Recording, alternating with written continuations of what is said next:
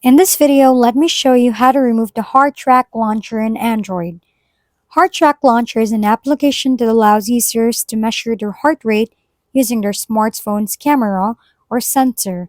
To remove the HeartTrack Launcher in Android from your home screen, swipe up to open the app drawer, locate the HeartTrack Launcher, press and hold it, tap Uninstall, confirm by tapping OK, and the app will be removed.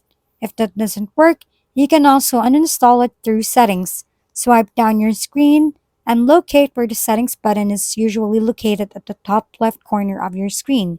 After opening your Settings app, scroll down and locate your app management, tap on it. It may be appear a different name in your phone, but totally the same. After that, find and click on App Settings.